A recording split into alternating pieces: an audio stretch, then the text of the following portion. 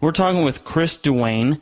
Now, Chris, before the break, we were talking about what it might look like. Let's say it's fall, the dollar collapses. Are we looking at riots? Are we looking at martial law? Are we looking at a breakdown of society? Paint this picture for us. Yeah.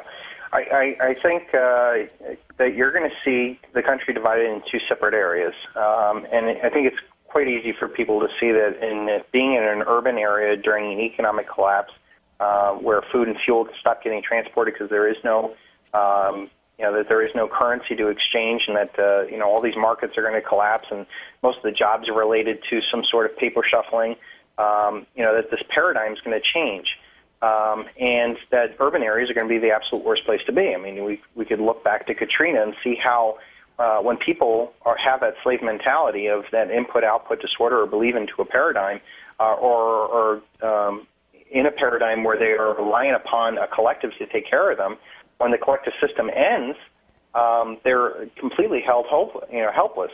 And that they are going to go through the anger phase, and that the worst in humanity is going to come out in these urban areas. So I strongly recommend people get out of the urban area now. I don't care if you live in the Upper West Side of Manhattan, or in Southern California. I think Southern California is going to be an absolute mess because here you got 20 million people packed into an area that does not have a lot of water, food, huge amount of racial diversity, economic diversity, and unfortunately, when things go bad, people tend to blame each other.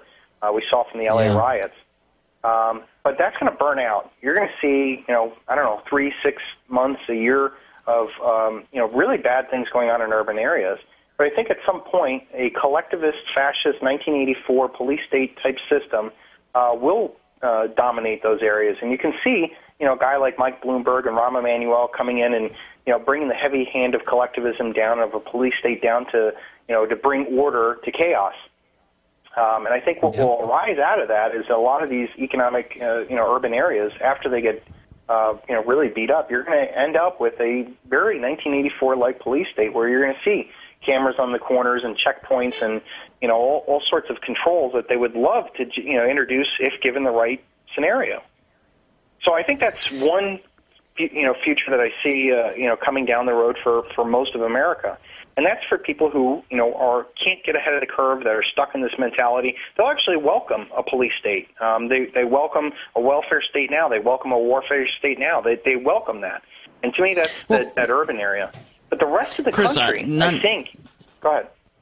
Well, not to be a conspiracy theorist, but I kind of see the groundwork for that happening already. I've seen city after city cut back on police and fire, and I keep saying to myself, well, that's the number one role for a city to do. Why would you cut the police and still keep the park department?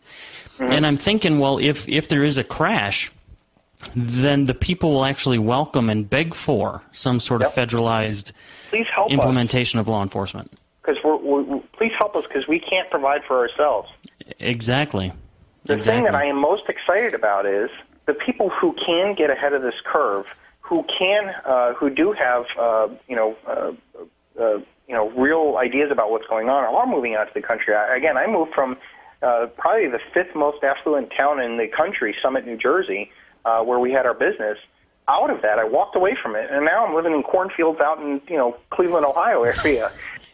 And yet, I think the majority of this country is going to, one, be free of the debt that's enslaved them for so long, that I believe that we are going to have a hyperinflationary depression, and that people are going to live, in the kind of boring parts of the country are actually going to respond well to this. Yeah, they're going to go through anger. Yeah, they're going to, go through the depression.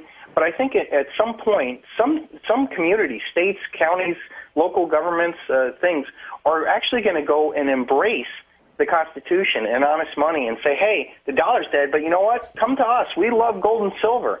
You're already seeing 11 states that are trying to have gold and silver as legal tender.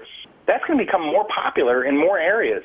And I believe that we're going to see pockets of this country that are going to say, boom, the dollar paradigm's over. Well, come on in, guys, because you know what? We got low taxes, low government. We love gold and silver. We'll treat you as sovereign citizens. Come to us, and I think that you're going to see pockets of this country that are going to bloom right afterwards because they're going to be attracting the best and brightest, just like how America used to be. We used to be this, awesome shining city on the hill, right. Where all the world would come to us because we were the place where if you can make it there, you can make it anywhere, and all that other stuff. And I think that we're going to see a smaller version. You're going to see a massive decentralization of power. That's another main theme that I see going forward. We've had this centralization of power for the past 150, 60 years. But when this dollar collapses, the elite will no longer be able to have everything centralized, and that people will no longer believe centralized power because they'll be shown to be completely ineffective. And actually, those people who would let us down this road are actually, I believe, going to be running for their lives as things go bad. So you're going to see this massive decentralization of power. People who will start to, start using either gold and silver as barter. Food is going to be much more important.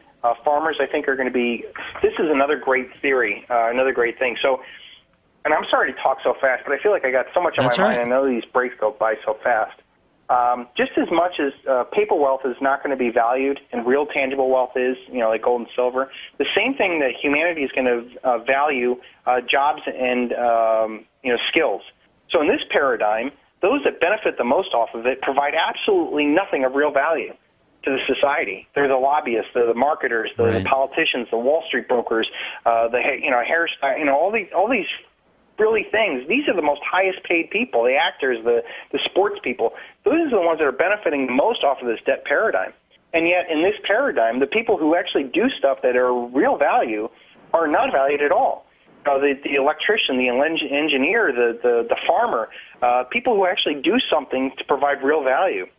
And in this paradigm, they're not valued at all. But I tell you what, when this dollar collapses, you're going to see masses of humanity start to value the farmer, the electrician, the mechanic, the guys who can fix and do things. They are going to be the new rock stars. They are going to be the new celebrities in their areas, and they are really going to be the ones with the skills that they're going to benefit the most off of. So when I suggest to people, get your wealth out of this paradigm and get it ready for the next paradigm, get ahead of the curve.